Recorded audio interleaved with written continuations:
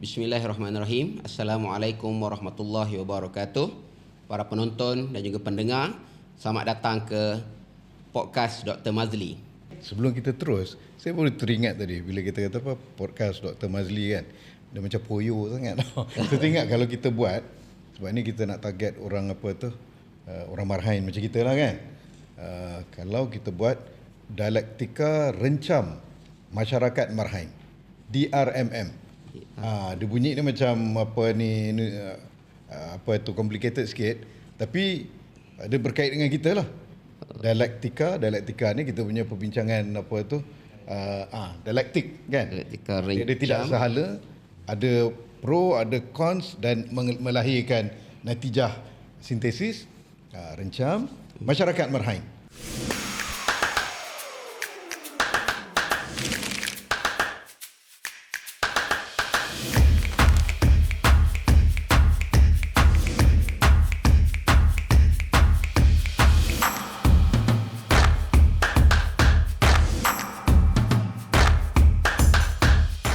Para penonton, baiklah, pada siri yang pertama ini insya-Allah kita akan membincangkan satu topik yang saya kira sangat dekat di hati semualah, iaitu pendidikan. Sebab apa? Sebab kita semua ni pernah ke sekolah, pernah melalui pendidikan sendiri. Jadi saya kira topik pendidikan ni satu topik yang sangat dekat di hati semualah. Dan sebagaimana yang kita tahu, kita boleh kata Dr. Mazli ni memang orang yang paling sesuai lah untuk bercakap tentang isu-isu pendidikan dan sebagainya berkaitan dengan pendidikan ini. Sebab mana kalau kita tengok latar belakang Dr. Mazli sendiri pun memang sangat bergelumang dengan sangat mendalam dalam bidang-bidang pendidikan ini. Kalau kita tengok latar belakang Dr. Mazli sendiri pun sebelum ini berkhidmat sebagai di akademia, sebagai pensyarah, sebagai pendidik di universiti, dan di samping itu juga sebagai, kita boleh kata sebagai public intellectual di ruang-ruang awam kepada masyarakat setempat dan sebagainya. Dan selepas itu beliau sendiri pun pergi ke tampuk kepimpinan dalam bidang pendidikan ini sebagai Menteri Pendidikan. Dan sekarang ini walaupun tidak lagi sebagai Menteri Pendidikan, beliau masih aktif di dalam bidang-bidang yang berkaitan dengan pendidikan ini, walaupun sekarang sebagai pengerusi di IAS Malaysia. Beliau tidak lepas daripada bidang-bidang pendidikan sebagai pensyarah-pensyarah pelawat, profesor pelawat di universiti. Begitu juga beliau merupakan seorang penulis prolifik, menghasilkan pelbagai karya yang kebanyakannya juga berkait dengan bidang pendidikan. Yang mana suka untuk saya kongsikan ni, kalau menurut Dr. karya terbaru daripada Dr. Mazli, iaitu bertajuk Reclaiming Education Soul, AI Tradition and the Madani Framework for a Multipolar World. Ini buku terkini daripada Dr. Mazli, jadi boleh dapatkanlah kepada yang berminat. Okey, baik doktor, mungkin sebagai permulaan mungkin elok kita start dengan something yang kita boleh kata ringan atau something yang personal, yang benda yang lebih bersifat pengalaman peribadi. Kita nak tahu pengalaman peribadi doktor sendiri lah berkait dengan bidang pendidikan. Jadi boleh doktor kongsikan pengalaman doktor sendiri yang saya sebut tadi tu, pengalaman sebagai pendidik. Kita nak pengalaman doktor sendiri sebagai pelajar, pengalaman bersekolah di mana, macam mana suasana pendidikan pada waktu itu, dan bagaimana itu membentuk satu, kita kata, visi pendidikan pada doktor sendirilah. Okey, ni dah macam nak tanya apa dia? Kisah hidup pula. Okey, saya ringkas je, bukannya special sangat. Orang rakyat biasa, rakyat marhain yang membesar di kampung Sudakiri, Johor Bahru, kampung pinggir bandar. Kalau macam dekat apa tu, KL ni kita mungkin kata macam kampung Pandan lah. Dia tak jauh, 4 batu 5 batu daripada bandar lah kan. Tapi dia masih kira orang bandar lagi kan. Tapi suasana kita besar tu kampung lah. Sekolah kat Sekolah Temenggung Abdul Rahman 2 itu di bandar, itu di tengah bandar. Sampai ni jam ada lagi. Kemudian masuk sekolah Maktab Sertang Bakar, ataupun lebih dikenali sebagai sekolah EC, English College. Itu nama koloni adalah English College. Tapi dia tukar kepada Maktab Sertang Bakar. Saya belajar sana sampai SRP. Lepas SRP, saya masuk belajar sekolah Arab. Kawan-kawan dapat masuk MRSM, dapat masuk sekolah sains, ada masuk MCKK semua kan.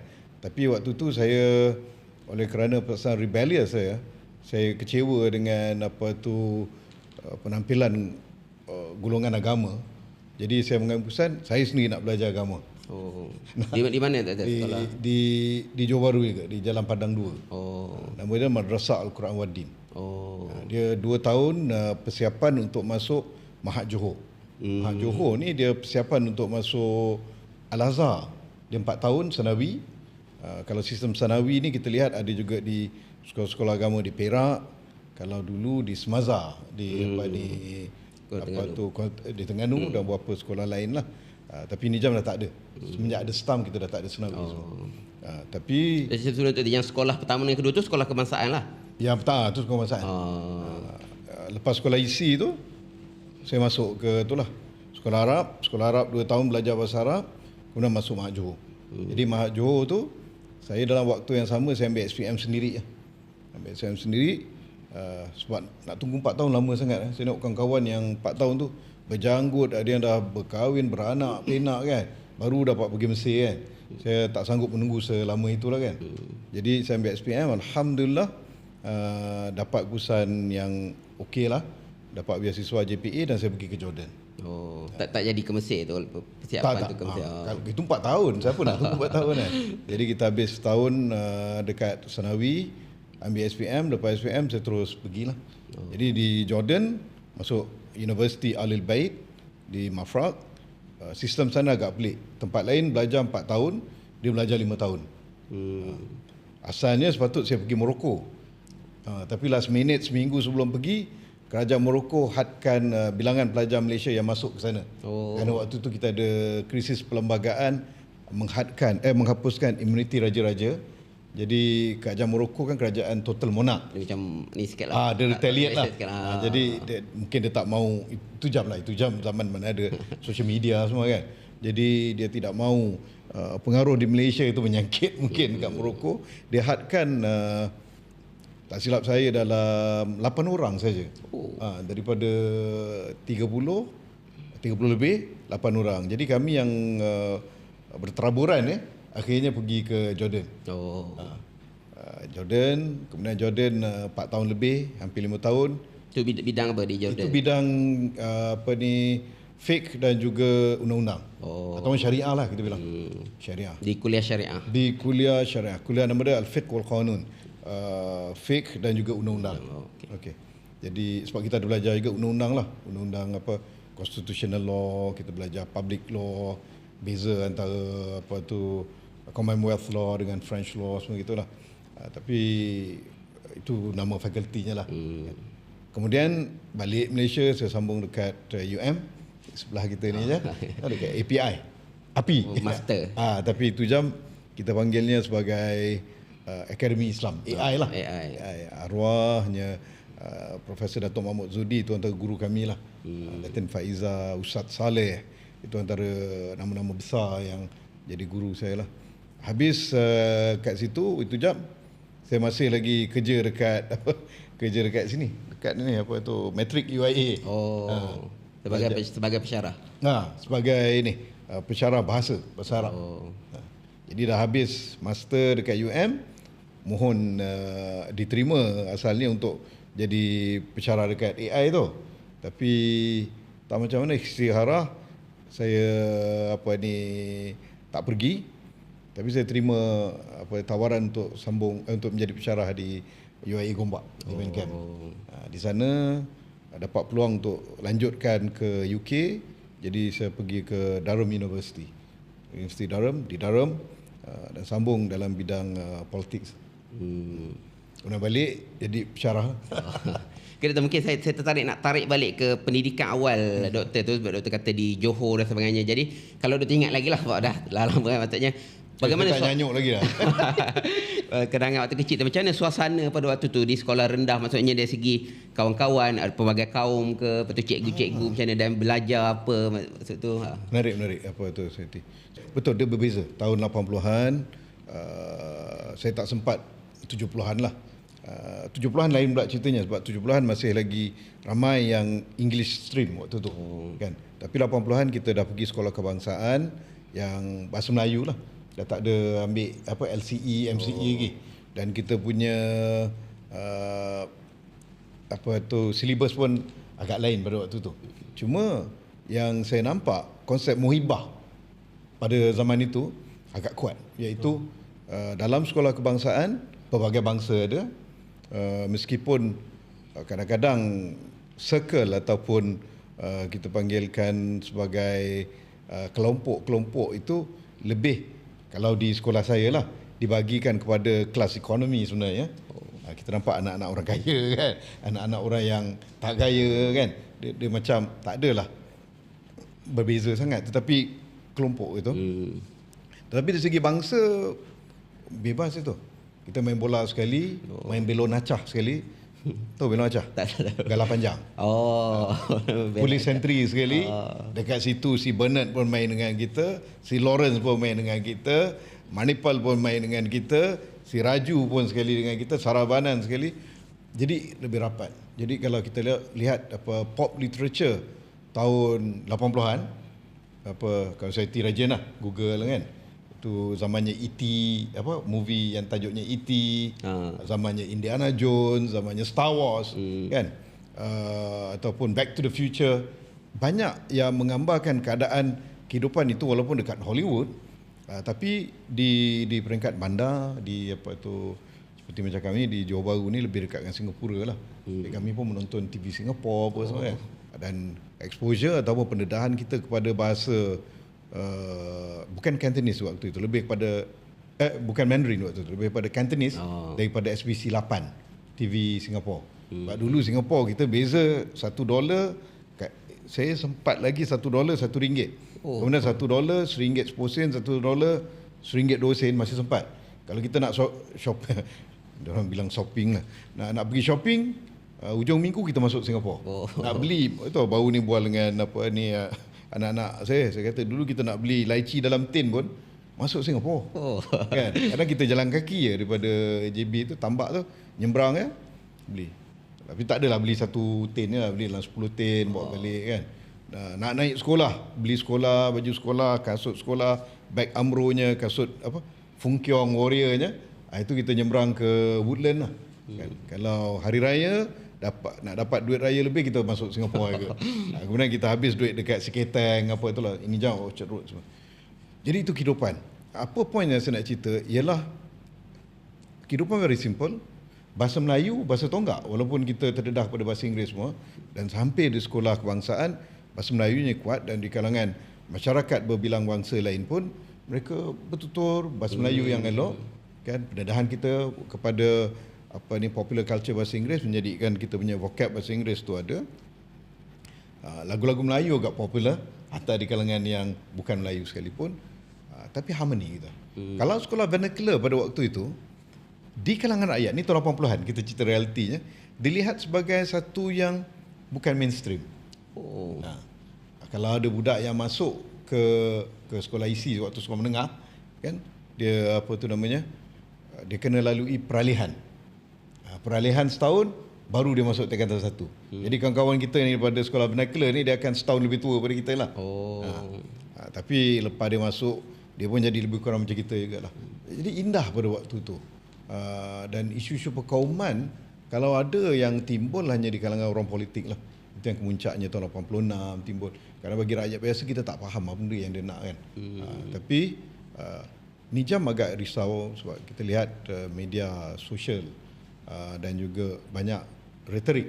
Kalau dulu orang politik yang timbulkan isu bangsa, isu apa ni, agama, perkauman, tapi Nijam kita lihat di media sosial bukan sekadar orang apa tu, orang politik yang gunakan. Terdapat juga influencer, terdapat juga mereka yang inginkan apa ni, viewers yang ramai untuk mereka jana pendapatan, gunakan sentimen apa tu perkauman juga. Ada di kalangan jurnalis contohnya yang inginkan membina nama, gunakan juga. Dan terdapat orang yang berniaga kan. Jadi kadang lebih rencam. Kadang orang bilang kata isu perkauman ni politik lah, kita di bawahan okey saja. Bukan orang politik saja. Kadang orang politik dia lebih berjaga-jaga. Dia lebih berhati-hati, takut. Sebab apa? Takut mengundinya. Tapi tak nafikan juga lah, ramai juga yang gunakan sentimen-sentimen perkauman dan agama ni untuk menjual dirinya kan, atau menjualkan kumpulannya, ataupun mencetuskan ketakutan, keresahan. Sebab ketakutan adalah resipi yang paling baik untuk kita melakukan produk ataupun melakukan kita punya sokongan, kan? Jadi itu memang ada. Tetapi ini hari kita lihat bukan itu saja. Waktu kadang kita lihat yang lebih-lebih lebih sudu daripada kuah ni influencer, kan? Dengan tujuan pelbagai. Di kalangan kita katakan NGO yang juga ada tujuan masing-masing. Ada di antara mereka yang innocent, yang begitu naif kerana tak pernah bercampur dengan bangsa lain. Jadi reaksi mereka terhadap lain lebih disaluti dengan prejudis, prasangka, assumptions, kan, yang kadang banyak yang tak betul. Kadang saya lihat dekat komen-komen di media sosial saya, Facebook, kenapa Cina gini, padahal tak pun. Begitu juga sebaliknya, Cina pula, Melayu gini. Tidak pun. Tapi kenapa berlaku prejudis yang begitu menebal? Kerana tidak adanya percampuran yang benar-benar berlaku. Cuma doktor, bila doktor sebut tentang, saya tertarik bila doktor kata pengalaman doktor sendiri waktu sekolah di peringkat awal semua tu, muhibah tu sangat terasa semua.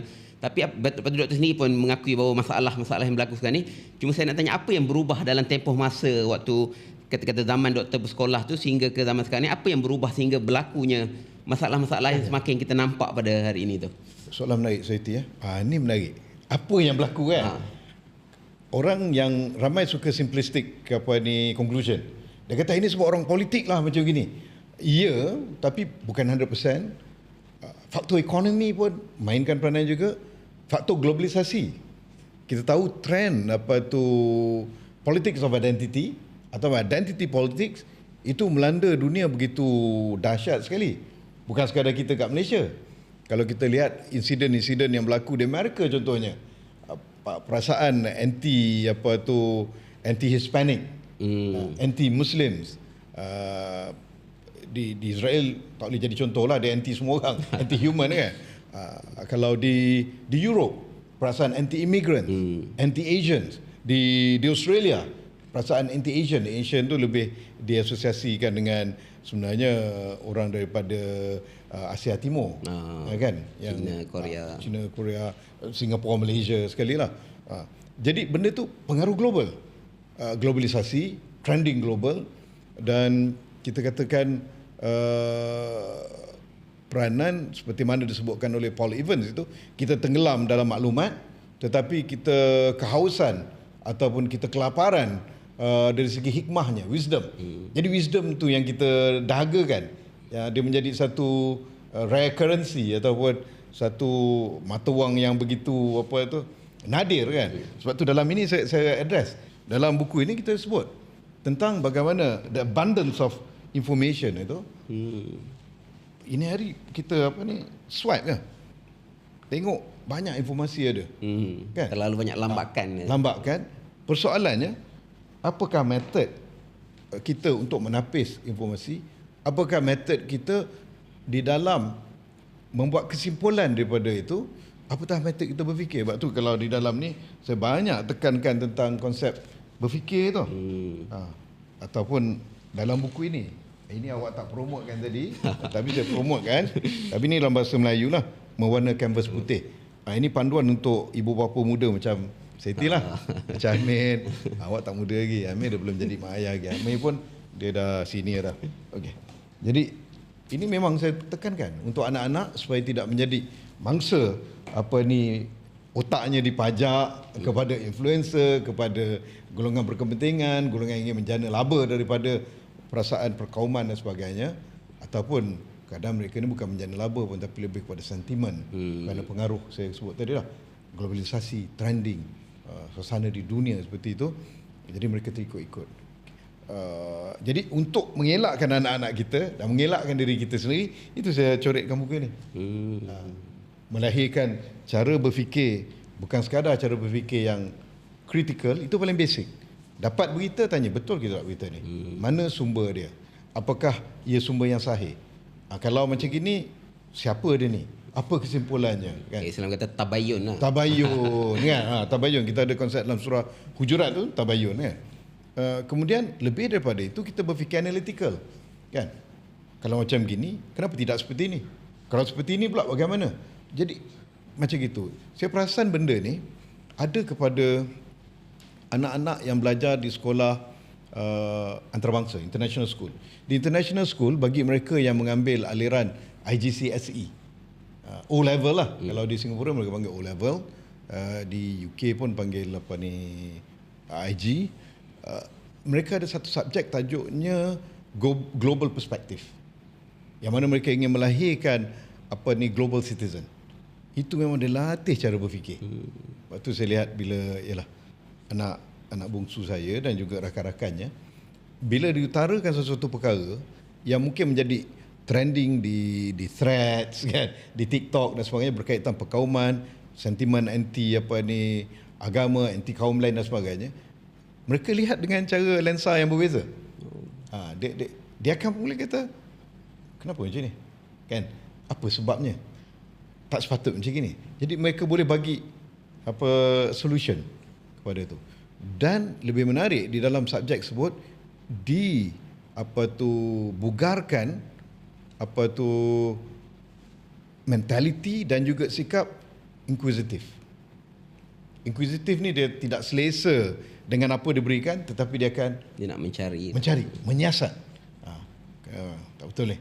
Dia siasat dan nak cari kebenarannya. Tapi dia tak boleh berhenti setakat tu. Dia kena pergi kepada innovation lah.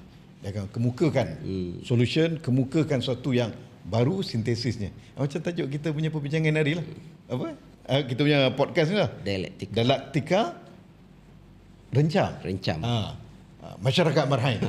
Jadi kita nak latih melalui ini oleh kerana first tapi kita nak latih lepas ni, perbincangan kita nak latih supaya penonton, rakyat Malaysia ataupun rakyat di luar yang menonton, yang boleh faham bahasa kita, untuk mempunyai pemikiran dialektik.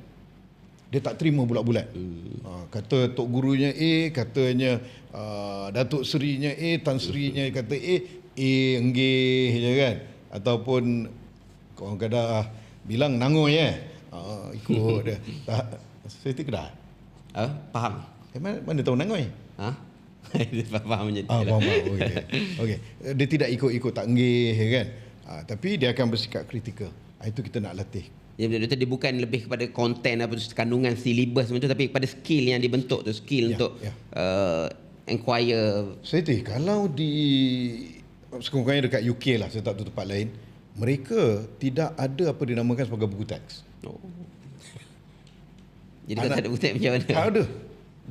Kalau budak sekolah rendah lah, anak saya pergi belenggang kangkungnya, yang dia bawanya ialah baju sokan dia, pack lunch, makanan bekal ya, dan juga kadang lembaran-lembaran kerja. Kadang cikgu dia kasih homework dalam bentuk lembaran kan. Buku teks tak ada? Tak ada. Okey, saya pernah tanya, habis budak ni nak tahu kan, guru-guru ada mereka punya panduan. Tetapi murid-murid disuruh untuk mencari, pergi ke library. Tu jam baru muncul Google, mereka cari kat Google, mereka cari kat internet. Saya ingat lagi bila anak saya yang waktu tu umur 7 tahun dah nak kahwin dah sekarang. Siapa ni? Dah bukan nak kahwin, dah kahwin dah sekarang. Siapa tu? Waktu dia 7 tahun, dia kelang kabut balik rumah, baru lepas balik daripada playground terus pergi dekat desktop. Itu kita share ramai-ramai kan. Terus nak buka, dia kata, saya tanya dia, what are you doing? I'm doing my homework. What's your homework all about? Dia kata, I'm doing research, dia kata, on World War I. Saya kata, kau 7 tahun World War I, apa yang kau tahu kan? Makan pun sememeh mulut lagi kan. Tapi macam itu dilatih. Kau ingat lagi bila towards the end of the year, di hujung tahun tu, dia kata, my ambition is to be an Egyptologist. Sebab apa? Sebab dia belajar tentang Egypt civilization. Jadi di kalangan budak-budak tu dibina oleh kerana dia tidak terikat dengan buku teks, dibina untuk mereka mencari sumber. Mencari sumber. Tapi ada guidance, cikgu akan guide. Tapi kat Malaysia kalau kita kata tak ada buku teks, pertama saya rasa company buku teks akan tutup kedai dan juga orang yang berkepentingan mendapat menjana keuntungan berbilion ringgit takkan setujulah. Yang pasti mereka tak akan setuju dengan benda tu. Sebab di Malaysia ni berbeza. Kita baik pendidikan, baik segala benda yang kita buat ni, pihak pemodal yang akan mendapat keuntungannya. Dari kadang-kadang sampai tahap mereka yang tentukan apa yang pendidikannya ke mana, apanya ke mana, sosialnya ke mana, seninya ke mana. Itu yang tak betul. Itu yang kita kena luruskan. Biar kita pakar, biar kita rakyat yang menentukan golongan yang mempunyai visi, golongan yang yang mempunyai ilmu, pengetahuan yang menentukan. Jadi vendor-vendor ni datang untuk membantu kita menjalankan. Tapi kita terbalik kat Malaysia ni. Masa boleh diperbaiki, bukan tidak ada ruang untuk perbaiki. Kita pernah cuba, tapi harganya begitu besar. Tapi tidak terlambat. Dan di bawah Kak Hajah Madani, kita boleh buat. Mungkin betul tolak dari situ, mungkin kita nak fast forward sedikit. Seperti pada tadi doktor cerita tentang pengalaman awal pendidikannya, doktor sendiri merasa semangat muhibah apa semua tu. Kemudian doktor sendiri juga merasa perubahan-perubahan yang berlaku di negara kita, dan juga doktor sendiri mungkin dapat sedikit membuat perbandingan antara pendidikan kita dan pendidikan di UK. Jadi betul tolak pada situ, kemudian doktor masuk ke dunia akademik dan kemudiannya menjadi menteri pendidikan. Jadi saya nak fokuskan kepada situ. Jadi macam mana doktor ketika masuk ke Kementerian Pendidikan, menjadi menteri pendidikan dengan segala kita kata latar belakang yang ada ni, dan juga cabaran-cabaran yang doktor sendiri dah lihat. Macam mana doktor kita kata waktu masuk di Kementerian Pendidikan, tak apa visi dan juga strategi doktor untuk mengubah sedikit sebanyak, melakukan apa yang boleh untuk mengubah sistem pendidikan di negara kita ni? Sayuti tanya ni soalan yang jawapannya di dalam buku yang saya tengah nak habiskan ni. Di upcoming book. Sambungan kepada buku Reclaiming Education Soul. Baru ni saya ada kasih teaser lah dekat social media saya. Tajuk dia Planting Trees. A Manifesto for Malaysian Education. Malaysian Education Reform. Jadi di dalam bab pertama tu saya membawa cerita apa yang inspire saya melihat dan juga ingin membawa visi berkaitan pendidikan. Saya ingat ada orang pernah cakap dengan saya lah. Dia kata, you are too radical, dia kata. Tapi saya kata masalahnya, kalau kita tidak radikal, kita tidak akan ada lampu. Einstein kalau dia tidak radikal, Edison kalau dia tidak radikal, kita tak akan ada lampu ini semua. Kan? Kalau saintis-saintis yang Muslim contohnya di zaman itu, mereka tidak bersikap radikal, kita tidak ada lens, kita tidak ada pembesar suara, malah kita tidak ada algoritma. Ya. Jadi ini dicipta oleh orang-orang yang radikal, orang yang melihat bahawa mereka tidak boleh berpuas hati dengan keadaan yang ada, mereka yang mengkritik keadaan yang ada dan memberikan solusi. Itu dialektik. Kan? Kita ada satu reality, kita membawa anti-reality itu untuk menghasilkan sintesis kepada itu. Jadi begitu juga bila sebut radikal, mesti kena radikal. Tapi radikalnya kena disertai dengan hikmah lah, dengan wisdom. Tidak boleh macam radikal membuta tuli, radikal berdasarkan emosi. Radikal itu perlu datang bersama rasional dan juga manusiawi. Ada orang kata radikal kena datang dengan rasional. Tak, kadang-kadang rasional semata-mata pun dia akan merosakkan radikal itu juga. Tapi dia perlu datang dengan manusiawi. Waktu kalau kita Sifu Nasir, dia kata konsep buku ini ialah rehumanization of knowledge. Saya kata tak tahulah, itu berat sangatlah. Tapi yang saya bawa konsep pertama dalam buku ini ialah decolonization of knowledge itu sendiri sebagai latarnya. Dan latar kepada decolonize itu untuk mengisi vacuumnya ialah manusiawi. Dan untuk apa ini semua? Sebab kita sedang diambang multipolar world, iaitu dunia yang multipolar, bukan lagi unipolar. Bila sebut multipolar, bukan hanya politik semata-mata. Peristiwa di Gaza, bahawa ini perang Amerika Israel ke atas Iran, telah mencerminkan kepada kita bahawa apa yang dicanangkan selama ini sebagai meta naratif ataupun naratif utama di dalam international system, di dalam sistem perundangan, di dalam nilai-nilai kesejahteraan itu telah hilang. Barat tidak boleh lagi dijadikan satu kompas bahawa inilah nilai-nilai sejagat. Keadilan apa yang kita lihat terhadap rakyat Gaza yang disembelih itu? Fairness apa yang kita nak sebut bila kita lihat genocide itu disokong oleh negara-negara? Human rights apa yang kita nak nak banggakan dengan barat itu. Kalau kita lihat human rights mereka begitu terpilih. Kan? Oh, mereka kata Iran mencabul human rights. Tetapi apa yang ICE buat di Amerika, apa yang dilakukan oleh apa yang dilakukan oleh Israel di Lebanon, di Iran dan juga di Gaza, itu bukan setakat human rights, animal pun mati. Kan? Bukan setakat animal, plants, the earth being destroyed by these people. Tapi barat dengan sistem UN yang ada ini, yang begitu kita katakan palsu dan tidak berperekonomian, itu menunjukkan bahawa mereka tidak boleh lagi menjadi panduan kepada umat dunia. Jadi kita perlu alternatif kepada dunia multipolar. Multipolar dari segi sistem, multipolar dari segi politik, multipolar dari segi kuasa, multipolar dari segi epistemologi. Ini yang cuba dibawa. Dari segi epistemologi. Maksudnya bila disebutkan ilmu itu tidak lagi yang barat iktiraf sebagai ilmu saja yang dikira sebagai ilmu. Tidak boleh yang ditentukan oleh universiti agam di barat saja yang dikira sebagai ilmu, kan? Jadi kita perlu balik bahawa apa yang dibawa oleh timur dan juga dunia timur dan dunia selatan ini juga harus diiktiraf sebagai sumbangan keilmuan, sebagai kemajuan dan juga sebagai satu panduan kesejahteraan itu sendiri. Jadi Doktor, berdasarkan visi yang Doktor sebut tadi, macam mana cabaran yang kita sebut tentang pengalaman Doktor di Kementerian Pendidikan nak menterjemahkan kepada polisi? Sebab dalam masa sama Doktor juga tadi akui adanya limitasi, adanya cabaran-cabaran dan adanya pihak berkepentingan yang akan sentiasa cuba melawan perubahan yang kita cuba lakukan ke arah visi itu. Jadi macam mana cabarannya untuk menterjemahkan kepada polisi-polisi ni? Itu ada disebut kat buku ni. Memory bukan memoir, ataupun ni memory is not memoir, terjemah ke bahasa orang putihnya, dia ada diterjemahkan bahasa Mandarin dan asalnya ditulis dalam bahasa Melayunya lah. Itu diceritakan cabaran yang dihadapi, kerana kita kena tahu bahawa Malaysia sendiri melalui beberapa fasa dalam pendidikan.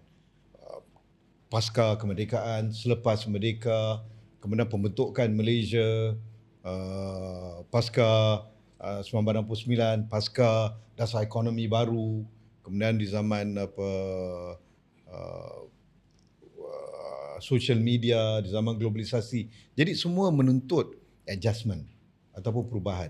Jadi kita kalau masih baku, masih statik kepada beberapa perkara di dalam pendidikan dan tidak berlari mengikut zaman dan tidak memberi solusi terhadap masalah yang ada dibawa oleh fenomena global dan juga keadaan lokal, kita akan ketinggalan. Pendidikan di Malaysia secara amnya, secara generalnya masih berada di takuk menyelesaikan masalah-masalah tahun 90-an. Kerangka kita kalau kita lihat dasar pendidikan negara dan sebagainya adalah responding kepada masalah yang berlaku pada zaman itu.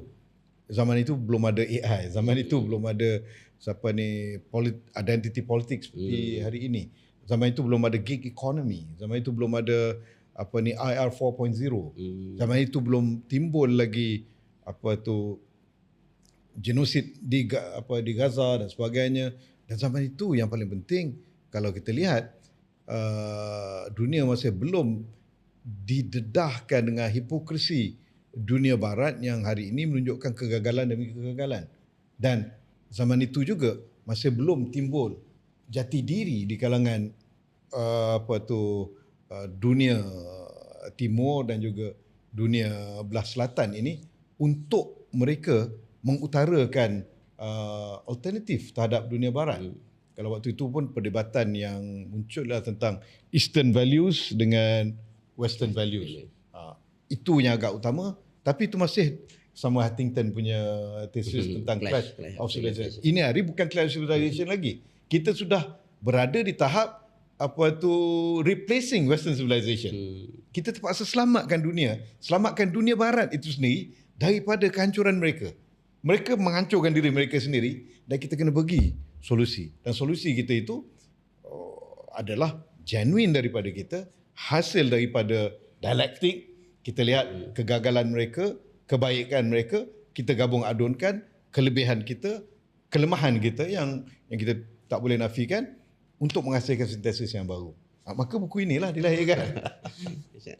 Okay, mungkin sekarang saya nak tarik perbincangan kita lebih kepada... Ini makin berat lah. lebih kepada... Tak jadi marahin. Mungkin kita pergi ke contoh perkara-perkara yang berkait dengan marhain. Iaitu pendidikan ni sebagai kita kata ejen ataupun pemangkin perpaduan. Saya sangat relevan lah kita cakap sekarang ni. Kita pun di bulan Mei yang tak lama lagi Hari Guru, tapi kita ingat juga bulan Mei ni juga satu peristiwa berdarah yang sangat melukakan negara kita berkait dengan perpaduan. Jadi saya kira sangat penting untuk kita sentuh tentang isu ni lah. Sebab kalau kita cakap tentang pendidikan ni doktor, dia boleh saya katalah mungkin dia macam serampang dua mata. Sebab pendidikan ni di satu sudut dialah merupakan kita kata wasilah yang paling sesuai untuk memupuk perpaduan. Macam doktor sini dah ceritakan dari pengalaman tadi tentang pergaulan di peringkat awal dengan masyarakat pelbagai kaum yang dengan semangat muhibah dan sebagainya. Ia merupakan kita kata pemangkin perpaduan yang sangat utamalah. Tapi dalam masa sama ini mungkin berlaku banyak kebelakangan ni lah. Pendidikan ni juga yang dijadikan banyak menjadi polemik-polemik yang menyentuh kepada isu perpaduan itu sendiri. Jadi macam algorithm di dalam bentuk bubbles dan juga echo chambers bagi setiap individu itu sebenarnya banyak merosakkan perpaduan.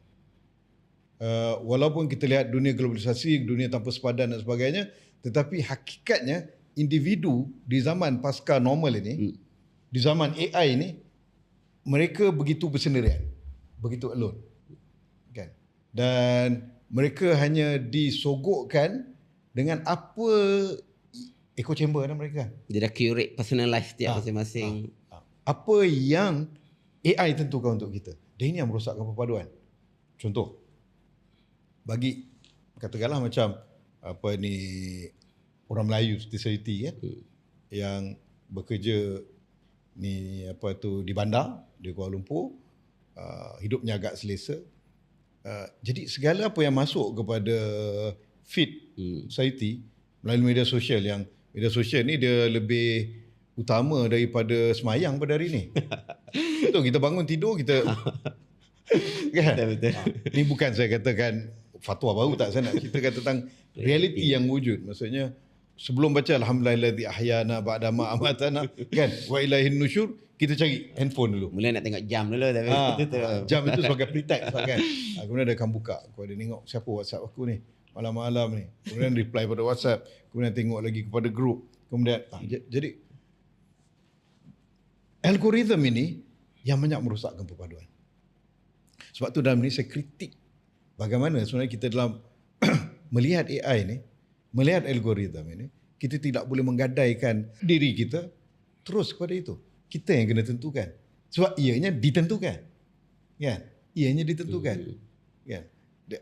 Saya tak cakap tentang janaan apa tu, apa AI janaan seperti ChatGPT dan juga ni. Itu pun dia juga. Itu pun dikawal mereka punya apa tu back endnya, algoritma. Jadi itu perlu kita wujudkan kita punya sendiri. Tapi di dalam muka surat 136 buku ni, saya sebut tentang bangsa Malaysia. Ada khusus bagaimana pendidikan dan juga peranan pendidikan dalam membentuk bangsa Malaysia, dan di bab terakhir saya cerita yang lebih luas lagi tentang rumpun Nusantara. Untuk luaskan lagi kita punya apa tu sudut pandang kita. Kan? Dia dalam pembentukan bangsa Malaysia, di dalam buku yang akan datang ni lebih panjang lagi saya sebutkan. Cuba melihat ruang yang lebih encompassing ataupun lebih menular. Bukan menular, lebih mencapai. Jadi di situ kita lihat itu yang di sekolah, tetapi yang lebih penting media sebenarnya. Sejauh mana media memainkan peranan ke arah tersebut. Sebenarnya seni dan juga budaya di-curatekan ataupun digubahkan ke arah tersebut. Kartun. Dalam ni saya sebut tentang cartoonism. Sebagai satu ruang demokrasi dan juga ruang pendidikan. Waktu ada orang gelak kata macam mana dalam buku ni cerita tentang ada satu benda yang tidak boleh dipisah. Karikatur ini membentuk jiwa dan juga sudut pandang manusia semenjak zaman batu lagi. Kan zaman batu lukisan-lukisan di tembok kata kan. Dalam konteks moden sekarang ni meme dan sebagainya. Yes, meme. Kita ada manga, kita ada komik, kita ada animation. Lihat pengaruh apa di K-pop Demon Hunter pada anak-anak. Anak saya itu mesti duk menyanyi-nyanyi kan. Lagu K-pop. Belum kecil lagi. Anak Amin ke. Okay. Jadi apa tu, itu juga membentuk. Waktu saya menjadi ahli parlimen, selepas tak jadi menteri lagi, saya teringat antara seruan saya waktu jadi menteri ialah nak buat komik-komik yang mendidik civic education. Undi 18-nya lah, mental health, kejaya, civic personality semua. Tapi tak sempat kan. Awal tahun 2020 dah diminta untuk melepaskan jawatan. Jadi saya tak putus asa. Waktu tu saya hasilkan komik. Saya tak bawa pula contoh komik kat sini. Tapi saya buat komik yang ada 5 buah komik. Pertamanya cerita tentang Undi 18 untuk didik anak-anak muda. Yang keduanya berkaitan tentang empathy, berkaitan tentang mental health di kalangan anak, di kalangan Gen Z dan juga Gen Alpha. Membicarakan mental health ni satu benda yang lazim. Dia bukan macam orang tua macam saya. Kalau orang tua macam saya sebut mental health, dia kata kau gila. Kalau orang sebut ada mental health issue, dia tengok dia macam kan. Tapi kalau Gen Z, satu benda normal. Paling risau Gen Alpha ni, bicara nak bunuh diri tu macam sebut ujung lidah kan. Jadi ini satu perkara yang perlu ditangani. Jadi kita buat komik untuk memberikan kesedaran. Kesedaran bukan hanya kepada anak-anak tapi juga kepada guru dan juga kepada ibu bapa. Ketiganya tentang kerjaya, bagaimana kerjaya di masa akan datang ni agak berbeza dan peluang-peluang yang ada dan skill, kemahiran yang diperlukan oleh anak-anak yang cikgu perlu terapkan, yang ibu bapa perlu terapkan dan disebutkan juga dalam buku inilah tentang skill-skill yang perlu anak-anak semenjak mereka boleh merangkak lagi kita perlu terapkan supaya membentuk cara berfikir dan mempersiapkan diri mereka untuk bekerja di masa hadapan. Itu antara komik yang ni. Kenapa kita lihat bahawa objek, karikatur, kartun, animation ni mempunyai kesan yang malas segar pada manusia itu sendiri kan. Tak, poin utamanya saya nak cerita media. Ini hari silap kalau kita rasa bahawa pendidikan tu hanya di kelas, di sekolah saja. Dulu saya ingat lagi, saya inginkan supaya kempen membaca ni berlaku hatta di stesen minyak. Kan kita ada yang skrin kecil tu kan. Yang skrin kecil biasa keluar Sharifah Syahira dekat Petronas kan. Bestnya kat Mesra tu kan. Jadi itu boleh digunakan sebagai wahana pendidikan. Billboard, poster. Saya tak nampak ini hari lah. Dulu kalau perasan zaman saya, kita ceritakan tentang kempen membaca. Kan, kempen membaca, berbudi bahasa. Tapi tak ramai lah corporate yang nak keluar. Ini hari yang keluar pun M. Nasir suka minum Zeus. Kemudian keluar M. Nasir adalah seorang cikgu lah apa. Kemudian keluar M. Nasir, tak, saya suka minum Nescafe. Okey lah. Tapi adakah itu mendidik? Itu tidak mendidik. Malah mendidik menipu adalah kan. Kita perlu ke arah tu. We need to galvanize. Kita perlu garapkan seluruh media, seluruh pihak untuk mendidik sebenarnya. Kita tak boleh harap di sekolah saja. It takes a village to educate a child. Itu African proverb, pepatah Afrika lah. Begitu juga dalam pendidikan. Ini hari bukan hanya lagi cikgu yang mendidik. Ini hari cikgu bagi anak-anak, cikgunya siapa? Kartun. Cikgunya popular culture. Cikgunya influencer. Cikgunya TikTokers. Jadi kalau tidak dikawal mereka ini, ataupun kita tidak lambakkan dengan bahan-bahan pendidikan, maka kesannya kita lihat mereka akan terdedah kepada gejala-gejala yang tidak mendidik lah. Yang mendidik untuk membenci, mendidik untuk mengkafirkan orang lain, mendidik mereka untuk prejudice terhadap bangsa berbeza, mendidik mereka untuk memaki hamun, tak jaga lidah, mendidik mereka untuk tidak berfikir, mendidik mereka untuk berlaku lucah dan sebagainya, membunuh diri kan. Jadi itu kita perlu datangkan alternatif. Jadi kalau sebut pendidikan, pada saya bukan hanya Kementerian Pendidikan, Kementerian Pendidikan Tinggi, yang paling penting juga ialah Kementerian Komunikasi. Itu punca pendidikan yang sebenarnya. Kementerian Luar Bandar perlu fikirkan. Kementerian Perpaduan. Sebab ini hari pun kalau kita lihat pustakaan dan arkib negara di bawah Kementerian Perpaduan. Yang sebenarnya perpustakaan ini, saya lihat kita boleh buat revolusi kepada cara hidup rakyat Malaysia dan cara berfikir jikalau kita boleh upgrade perpustakaan kita supaya benar-benar menjadi sebahagian daripada gaya hidup rakyat. Bukan physically saja tetapi juga virtually dan juga spiritually. Macam ini hari kita tengok pustakaan Selangor agak advance dalam perkara ni. Sarawak saya lihat subhanallah agak begitu ke depan juga. Dia bergantung pada kerajaan negeri lah. Kalau kerajaan negeri itu agak penting kan kepada pustakaan, kepada ilmu, biasa mereka akan dapat peruntukan yang lebih lah macam Selangor, Sarawak kan. Tapi kalau sebaliknya kita lihat dia akan mandom lah. Itu. Tapi di bawah Kementerian Perpaduan mereka boleh bantu untuk menggerakkan pustakaan-pustakaan ini untuk mendidik rakyat kan. Konsep ini hari kita ada pustakaan bergerak, satu konsep yang bagus, tapi yang kita lebih mengharapkan supaya pustakaan ini juga hadir di setiap tempat-tempat virtual dan juga di tempat-tempat yang menjadi tumpuan rakyat itu sendiri. Jadi untuk baca tu jadi menurut tu kita kena tengok pendidikan tu lebih meluas lah, bukan dia portfolio kementerian tertentu. Dia perlu dihubung jalinkan antara pelbagai kementerian dan juga bahkan bukan sekadar kerajaan saja, NGO dan individu sendiri. Ni corporate sectors, sebab corporate sectors pun sebenarnya tak rugi mereka melabur ataupun invest dalam pendidikan rakyat, kerana di penghujungnya mereka akan dapat tenaga kerja yang bagus. Jikalau rakyat ramai yang berpendidikan, mempunyai kerja yang bagus, mempunyai pendapatan yang lumayan, dia akan menguntungkan pihak corporate juga. Jadi pelaburan jangka masa panjang mereka dan indirect investment yang mereka ada. Tapi yalah, sejauh mana kesedaran ini adalah. Betul, seterusnya saya tertarik tadi doktor disebut tentang dalam buku itu sendiri ada menyebut tentang bangsa Malaysia. Jadi itu saya kira sangat kita kata touch at the heart of perbincangan bila kita bincang tentang pendidikan di Malaysia ni, iaitu ke arah mana pendidikan Malaysia ataupun apa identiti pendidikan di Malaysia ni, yang kalau kita nak katakan dia sama ada kita nak mencapai kita kata keseragaman ataupun kepelbagaian. Dan itu juga kalau kita bandingkan dengan negara-negara lain, contoh kita bandingkan Malaysia dan juga Indonesia. Jadi kita tengok Malaysia ni dia cuba untuk kita panggil sebagai kepelbagaian. Itu sebab itu dalam sistem pendidikan kita pun ada sistem pelbagai aliran, ada sistem vernacular dan sebagainya.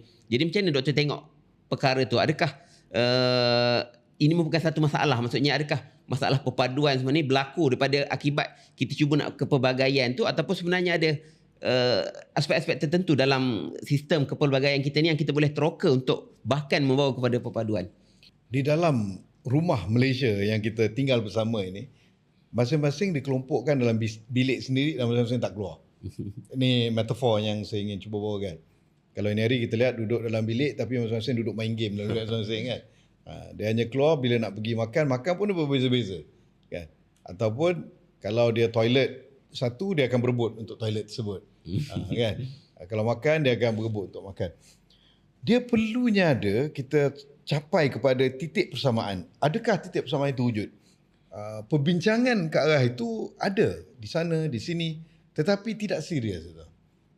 Saya tidaklah sampai ingin mencadangkan supaya adanya kertas putih untuk perpaduan Malaysia demi menghadapi masa depan, kerana mungkin dalam keadaan politik kita pun agak belum benar-benar dia sudah matang, relatively stabil, tetapi tidak cukup kuat lagi. Biasanya kuat dia ada dua. Kalau kuat itu dari segi penguasaan terhadap politik itu oleh satu parti yang begitu berkuasa, itu satu hal. Kita pernah ada, tapi kita tidak gunakan sebaiknya. Singapura ni, dia ada satu parti yang begitu berkuasa dan dia boleh buat banyak benda. Tapi itu pun mereka mempunyai mekanisme konsultasi rakyat yang kadang mungkin tak ada kat negara komunis yang satu parti. Kita ada negara-negara lain yang satu parti berkuasa tetapi lebih kepada government knows better. Dia impose kan. Singapura ni nampaknya seperti negara yang autokratik tapi dia negara kecil. Jadi bila saya pergi lihat sistem tata kelola mereka rupanya dia lebih kepada people's governance juga. Dia adanya people's consultation yang berlaku, sama ada dilakukan oleh People's Association. Mereka ada satu badan di bawah kerajaan namanya People's Association yang begitu pergi merakyat. Mereka mudah sebab mereka ada HDB lah. Jadi bagaimana rakyat dikonsultasi dalam banyak benda yang nak dibuat berkaitan mereka. Sama ada benda bersikap makro ataupun bersikap mikro. Jadi kadang kat Malaysia ni, mungkin kita Singapura kecil, bolehlah nak buat, kita besar. Ya, kita besar, tapi kita jangan lupa bahawa di peringkat mikro kita ada PBT. Di peringkat mikro kita ada negeri-negeri yang kita boleh kecil-kecilkan. Kalau kita nampak besar, kita buat di peringkat ni lah. Tapi tak semestinya kita tiru model mereka 100%. Cuma poin yang saya nak bawa ialah sebelum mereka nak buat banyak perkara, ada juga perundangan mereka yang mereka buat tak rujuk rakyat pun. Mereka gunakan saman apa contoh. Macam tak boleh vape, tak boleh makan chewing gum semua. Dia tak perlu nak rujuk rakyat semua kan. Tapi dalam bab pembangunan, bab yang berkaitan dengan menyentuh hal ehwal rakyat, melalui People's Association ini berlakunya konsultasi warga ataupun konsultasi rakyat yang dibawa kepada kerajaan, yang kerajaan pula turun ke bawah untuk menerangkannya. Benda ni mungkin kita missing. Ini hari kerajaan telah buat komuniti madani. Nampak itu satu langkah yang bagus lah. Sebagai communication daripada rakyat, daripada kerajaan kepada rakyat. Cuma daripada rakyat naik ke atas itu tak ada. Yang ada hanya amplifier bebas di sana ke sini di media sosial lah biasanya, yang kadang-kadang tidak membawa aspirasi rakyat, tapi membawa aspirasi kelompok ataupun orang tertentu saja. Yang akhirnya bikin bising, bikin hingar kan. Jadi perlu berkaitan dengan ni, kalau nak pendidikan ni dia dah masuk salah satu juzuk daripada grand design itu sendiri. Kan? Grand design contoh apa? Bila sebut grand design,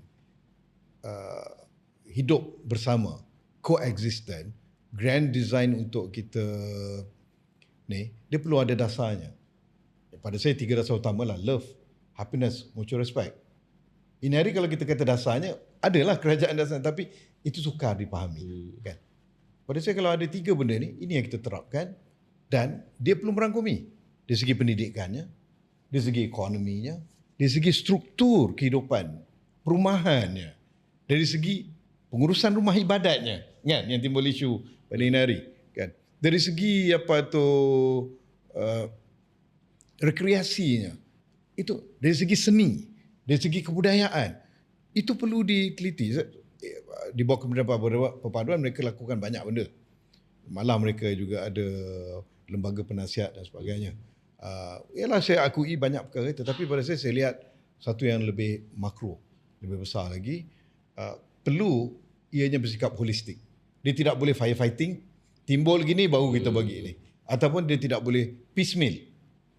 Pendidikan perlu, betul pendidikan perlu, tetapi kalau tidak disupport oleh kerajaan negeri, oleh PBT, oleh hatta kadang kita lihat pada health sektor kita pun, itu mainkan peranan penting. Semuanya ada kaitan. Dia perlu lihat all encompassing. Penyelesaian dia perlu kepada penyelesaian holistik. Dia tak boleh lagi cubit sana cubit sini kan. Kita bila kita sebut tentang grand design dan juga penerapan, jadi saya terfikirlah terutamanya pada kerajaan perkara ini, kita tak dapat lari daripada kita bercakap tentang madani. Jadi saya nak tanya, dan saya rasa inilah tempat paling sesuai untuk kita nak tanya macam mana kita kata madani ni sebagai satu konsep, sebagai satu gagasan, kita dapat terapkan, kita dapat nyatakan, terjemahkan ke dalam pendidikan itu sendiri, untuk supaya masing-masing ni dia bukan sekadar slogan, dia lebih difahami oleh setiap kalangan masyarakat tu. Kena beli buku ni lah. Reclaiming kena beli, Education dah banyak, Soul, dah banyak. AI, Tradition and the Madani Framework for a Multipolar World. Jadi Madani Framework itu saya kupaskan. Dia sebenarnya satu chapter tersebut, satu chapter tentang Madani dan pendidikan. Dia satu kertas kerja yang saya bawa waktu tu ada conference di UIA yang dianjurkan oleh dia bukan Hidayah Center, region HRDC tu. Saya pun lupa apa nama, tapi dia dianjurkan oleh NGO ini, NGO serantau. Jadi saya bawakan dimensi madani dalam pendidikan. Kalau di dalam buku ini diceritakan lah, di dalam buku akan datang pun saya singgung juga bagaimana elemen-elemen madani ini yang sebenarnya merupakan penisia ataupun obat kepada dunia pasca normal. Kita perlu fahami. Maksudnya madani ini datang, dia bukan, kadang orang ingatkan dia gagasan politik apa kan. Tak, dia satu, kita katakan gagasan menyeluruh untuk penyelesaian kepada dunia pasca normal. Dunia pasca normal yang begitu rencam pada hari ini, begitu tidak berperi kemanusiaan itu. Jadi solusinya adalah madani itu dalam pendidikan. Bersama dari segi ihsan, dari segi kreativiti, dari segi kemapanan itu. Dan itu semua berkaitan dengan pendidikan lah. Ya, beli buku ni lah. Okay, baik. Saya rasa kita dah bincang tentang benda berat gagasan, prinsip, konsep. Cuma ni. Kan kerajaan luncurkan baru ni blueprint pendidikan baru kan. 2026-2035 kan. Saya kira itu amat syarat dengan mesej madani. Dan sepatutnya dibicarakan, diperdebatkan di ruang terbuka. Tapi sehingga hari ini saya tak nampak, dan di pihak yang bukan kerajaan pun saya agak pelik. Mungkin berlaku tapi saya tak tahu. Kita ada select committee di parlimen. Saya pernah menjadi pengurusi select committee pendidikan di parlimen. Waktu COVID itu dia tak adalah bawa blueprint, tak adalah bawa akta baru semua. Jadi itu alasan yang diberikan oleh Menteri Pendidikan pada waktu itu, tak nak hadir ke mesyuarat JK select committee pendidikan. Saya ingat lagi, dia siap bawa dia punya penasihat undang-undang untuk cakap select committee ni hanya untuk 1, 2, 3, ini tak termasuk, saya tak perlu datang. Kata Nuraini pendidikan tinggi datanglah. Tapi yang Kementerian Pendidikan tak datang. Itu sikap tak bertanggungjawab lah, tapi tak apalah.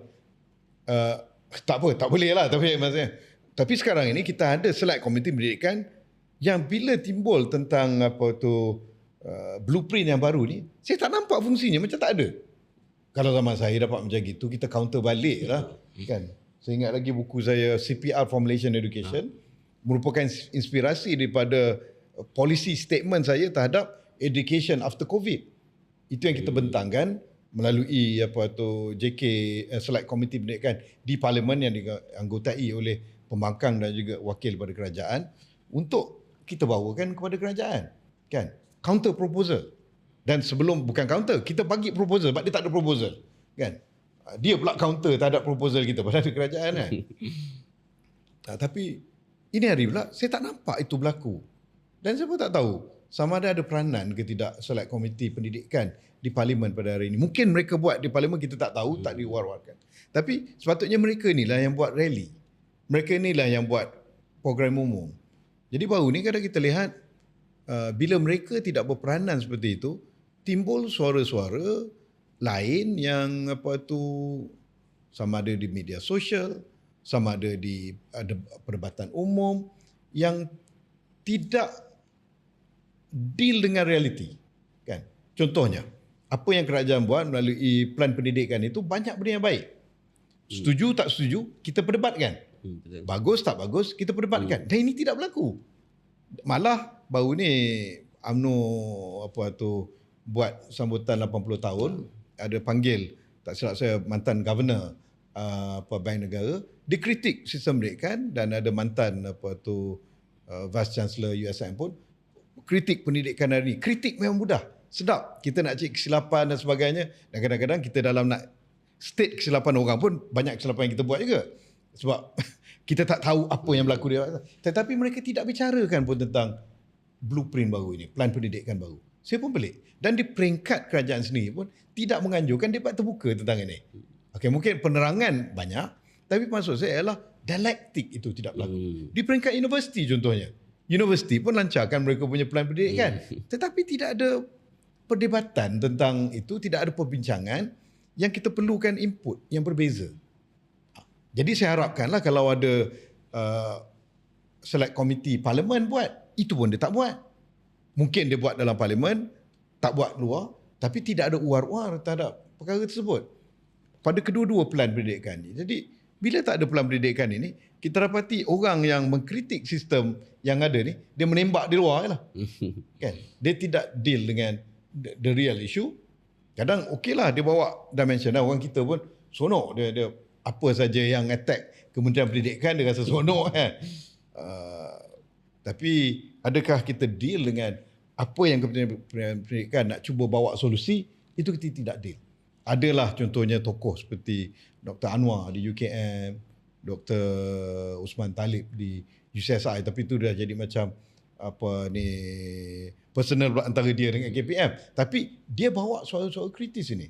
Sebab tu saya tidak bersetuju contohnya dengan kenyataan saudara KJ baru-baru ni.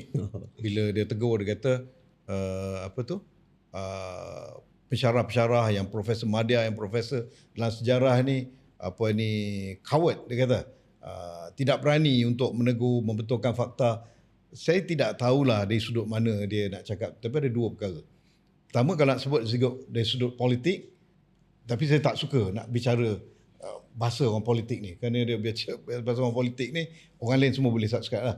Tapi kalau nak cakap lah dari sudut politik, saya nak kata yang profesor-profesor ini, yang menjaganya ialah Menteri KPT. Sekarang ini daripada UMNO. Sebelum ini daripada UMNO. Sebelum itu pun daripada UMNO. Adalah tempoh kurang 2 tahun bukan UMNO. Sebelum itu UMNO. Dan AUKU masih ada lagi. Tidak digubah. Jadi nak salahkan profesor dan sebagainya, awak bincanglah dengan rakan-rakan UMNO awak yang menjadi Menteri KPT pada waktu ini. Seolah bila dia tegur tu, dia akan singgung kawan dia sendiri. Ya, tapi itu tak apalah. Itu cakap politik. Saya tak suka nak begitu. Saya lebih suka untuk cakap, untuk lihat bahawa dari sudut mana dia cakap tu, dalam sudut dia kritik mana pergi pensyarah-pensyarah sejarah yang tak betulkan fakta Dr. Saleha UIA itu.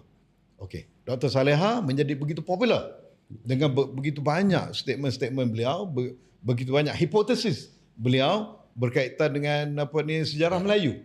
Setuju tak setuju, pada saya patut kena ada debat terbuka. Patut UIA sendirilah. Okeylah, janganlah punish kawan ni. Buat dialog terbuka dia dengan yang lain. Kan? Di peringkat KPT sendiri, tak semestinya dalam UIA bawa kan pakar-pakar lain, buat debat terbuka. Kalau dulu di zaman sebelum ada internet, sebelum zaman ada ni pun, kita lihat ada debat, contohnya debat kebudayaan antara Lim Kit Siang dengan Syed Nakib Alatas ni tahun 60 berapa, 63 apa itu. Mereka masih muda, belum 40 tahun kan. Kit Siang baru 27, Syed Nakib baru 38 ataupun 35 gitu. Ada debat. Begitu antara Syed Nakib dengan Syed Husin. Adik-beradik ini, debat terbuka. Yang menjadi moderatornya PMAX lah kan. Patutnya ada macam ini. Ini peranan KPT. Kan? Yalah, kalau saya berlaku seperti ini, bukan kita untuk punish dia.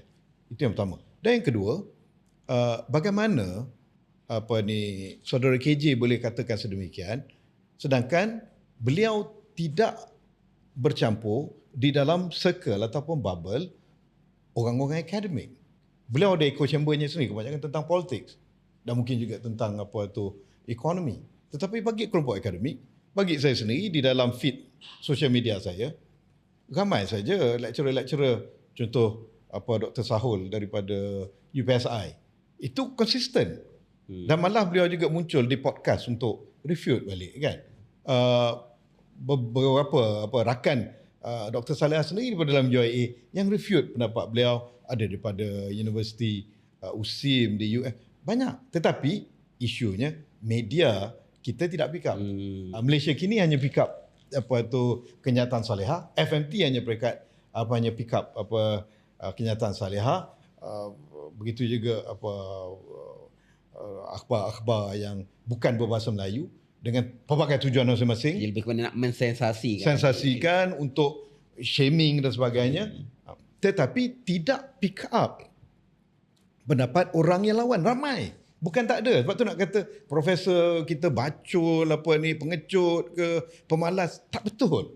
Sebab saya ada dalam circle itu. Saya nampak. Saya baca dan kita berbuat. Tetapi tidak di pick up oleh media. Kan? Jadi media-media dia tak nak benda yang bersikap dialektik. Berbeza dulu. Dulu kalau kita lihat di berita harian di Utusan Malaysia, ini zaman 80-an, zaman 70-an. Saya ingat lagi dialog antara Kasim Ahmad dengan Profesor Mahmud Zudi. Itu setiap minggu berbalas-balas, kan? Dialog antara Syed Hussein sendiri antara yang begitu ni dengan ada ramai pemuka-pemuka yang pro UMNO pada waktu itu. Syed Hussein gerakkan, kan? Jadi berlaku mereka punya dialektik itu. Dialektik ini yang tidak berlaku. Jadi untuk saudara KJ membuat sapu rata terhadap ilmuwan kita, itu tak tepat lah. Itu tak tepat dan tak benar.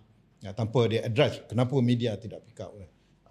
Dan pihak KPT pun sepatutnya bersikap lebih proaktif, bukan punitif. Dan masalahnya kita suka punitif, kita suka hukum. Ini mentaliti lama yang saya nak cuba ubahkan. Kalau dalam buku saya agenda reformasi universiti, agenda Ternafi itu, kita sediakan roadmap untuk kita ubah, tapi tak sempat lah, kan? Dan tidak diteruskan pula pada ini hari. Keadaan mungkin akan berbeza juga. Jadi Doktor, pertama sekali kenyataan tu tidak sepenuhnya tepat lah, sebab sebenarnya ada pensyarah-pensyarah pendidik yang merespon itu. Dan keduanya saya juga tertarik yang walaupun Doktor kata tak apa berminat tu cakap, maksudnya dia bukan kita tak, walaupun kita kata ada setengah yang diam, tapi itu pun kita tak boleh 100% salahkan mereka, sebab suasana climate tu sendiri yang membentuk kita kata sedikit tertutup, tidak ada keterbukaan untuk membincangkan secara meluas perkara itu. Kalau katakanlah universiti adakan debat-debat terbuka, kan? Lain. Auku masih ada. Dan belenggu, minda dan jiwa academician kita takut untuk bersuara ni masih ada lagi. Tapi yang peliknya mereka tak takut untuk menyokong pembangkang. Kan? Menghentam. Tapi kalau nak cerita tentang perkara-perkara yang menyentuh akademik semua, dia agak takut benda tu. Selagi mereka tidak pindah, selagi mereka tidak ubahkan. Dan juga yang paling penting, aku ni hanya sebagai akta lah. Yang lebih penting ialah hala tuju kepada akademia kita. Cuba baca ucapan, saya ingat saya nak kena repost semula lah, ucapan saya waktu Hari Akademia 2019. Kat situ kita duduk letakkan semula tentang hala tuju akademia kita. Selain itu, adakah Doktor tengok selain pada yang Doktor gariskan faktor-faktor tadi, adakah masalah beban tugas hakiki yang mencengkam pensyarah itu sendiri? Betul. Salah satu faktor. Saya pointed out benda paling menarik. Pensyarah-pensyarah kita diikat dengan KPI yang tidak akan menjadikan mereka ilmuwan rakyat. Mereka mungkin boleh menulis dalam academic journal yang bacanya hanya kelompok yang sikit. Skopus, tapi yang baca kelompok yang khusus, yang sikit. Tapi adakah mereka benar-benar membawa solusi kepada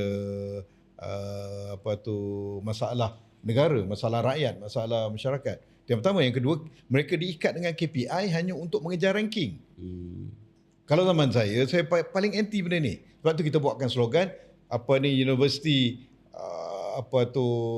universitiku, sekolahku universitiku, kerjasama antara sekolah dengan universiti.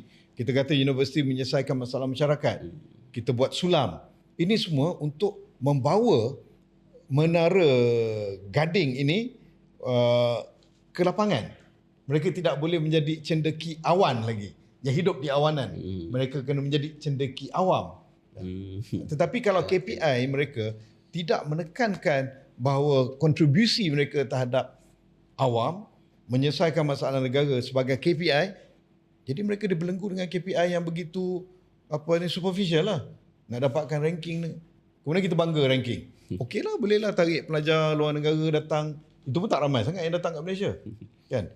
Ada pelajar-pelajar luar negara yang datang untuk ranking, tapi ramai lagi kalau kita bawa universiti kita sebagai universiti yang inovatif, universiti yang memberi solusi kepada masalah dunia.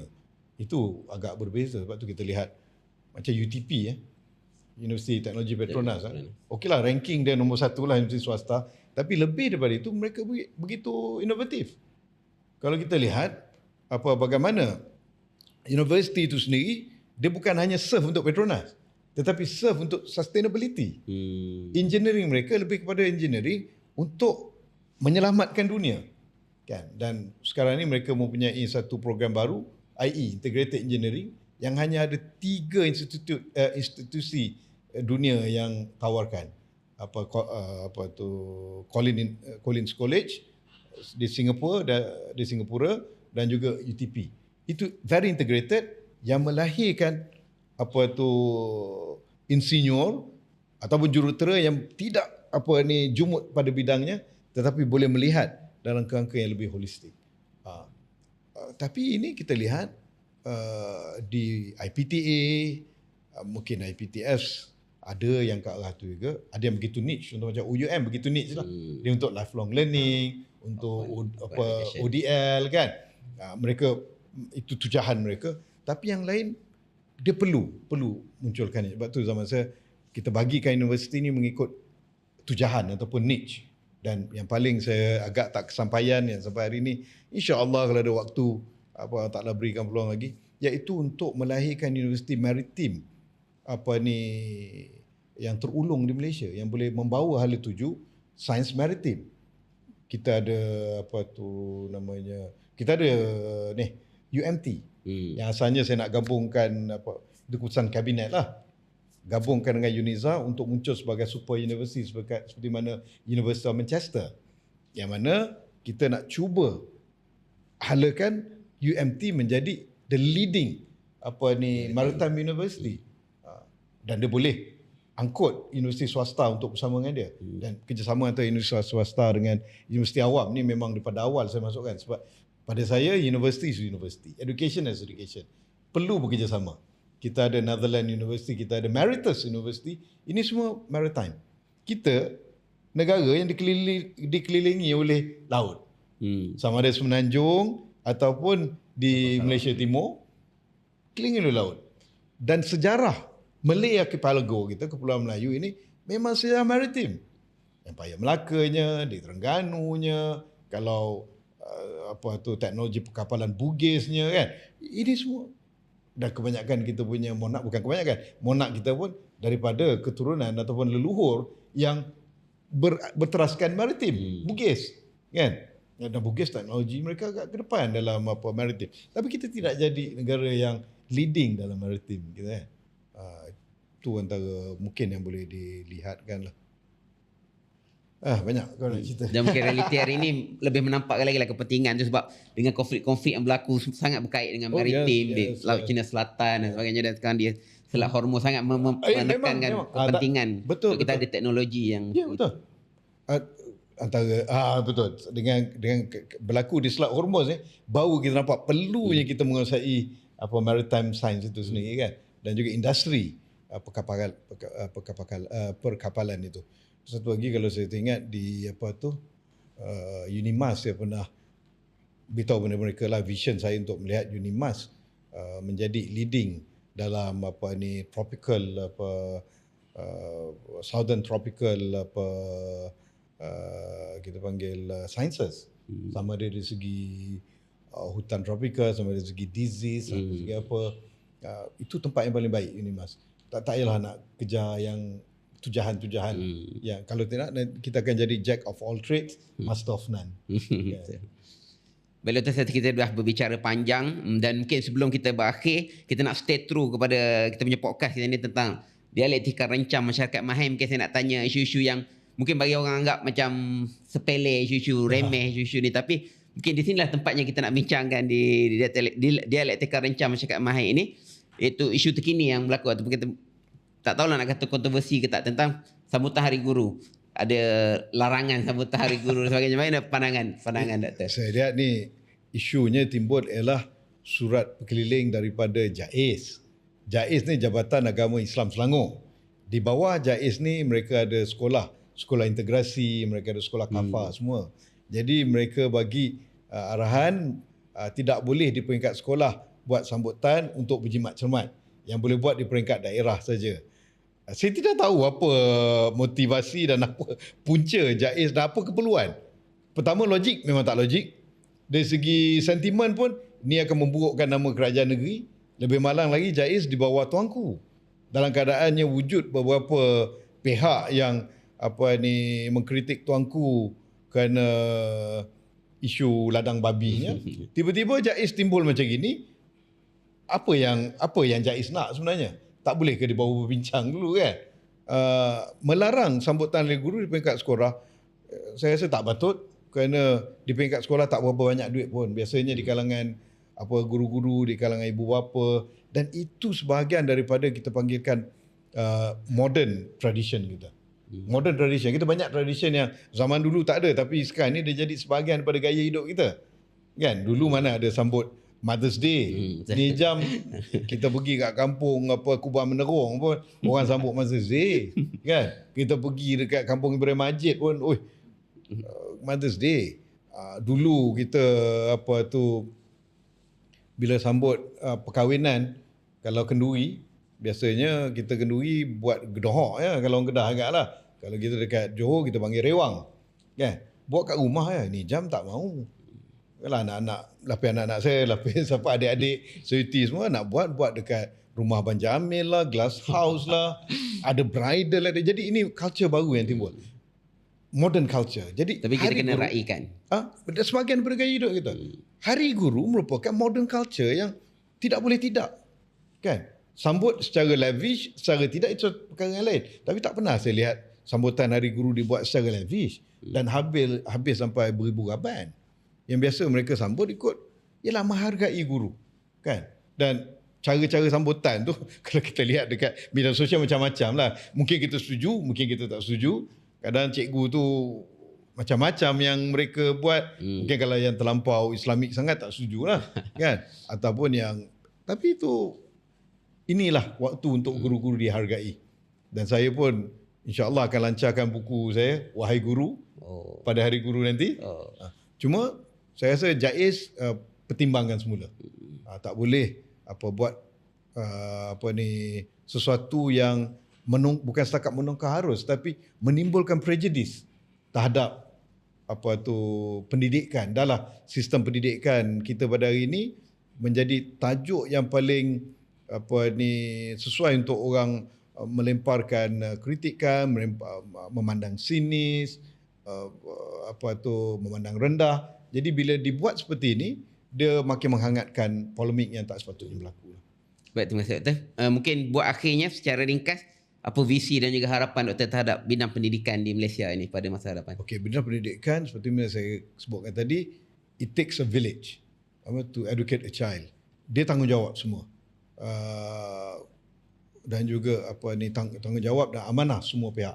Bukan hanya cikgu semata-mata, bukan hanya sekolah semata-mata, bukan hanya KPM dan YB Fadlina semata-mata, tetapi yang paling penting ibu bapa di rumah.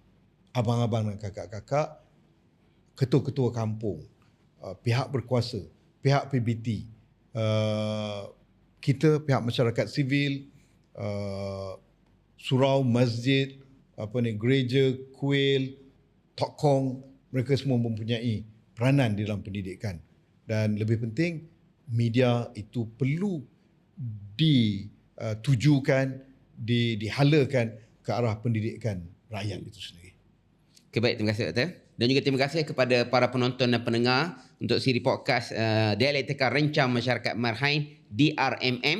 Jadi insya-Allah bertemu lagi pada siri-siri yang akan datang. Assalamualaikum warahmatullahi wabarakatuh. Assalamualaikum.